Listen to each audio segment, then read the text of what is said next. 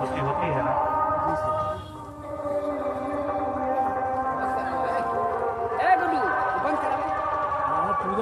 Mic जो आचार्य लोग कहते हैं उसको उसी रूप में कीजिएगा। जैसे आप जो कहते हैं अपने बेटे को वो करता है तो आपके हृदय में खुशी होती है, आपके पत्नी के और आपके पिताजी होंगे अगर दादा तो उनको भी बड़ा आज्ञाकारी है। वैसे देवताओं के सामने आचार्य कहते हैं कि संकल्प लीजिए, पुष्प चढ़ाइए, फल लगाइए, धूप दीजिए, तो श्रद्धा से उस देवता का करना चाहिए, तब जाकर के वह पुण्य आपको प्राप्त होगा। और आपके द्वारा किया गया पुण्य सभी लोगों को, जितने लोग इसमें इस यज्ञ समिति के लोग हैं, सदस्य लोग हैं, जो लोग सहयोग कर रहे हैं, जो यज्ञ मंडप में लगे हैं और जो लोग लगे हैं, सबको बराबर पुण्य मिलता है। वैसे ही आप लोगों को करना है।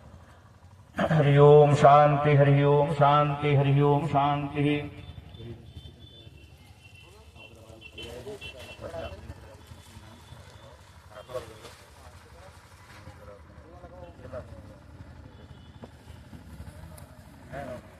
सवा 11 से पौने 12 बजे के मध्य वो शुभ मुहूर्त में अरणी मंथन करेंगे और उसी समय अग्नि देवता यह दर्शन जो करना चाहते हो तो 11 बजे यहाँ आ जाएंगे।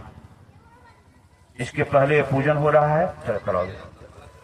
हरि ओम कृष्णदंष्ट महाकाय कल्पान्तरदहनोपमा भैरवाय नमस्तुभ्यं मनोज्ञादातुमर्हसि भोदीपदेव रूपस्थं कर्म साक्षी हविघ्नकृत्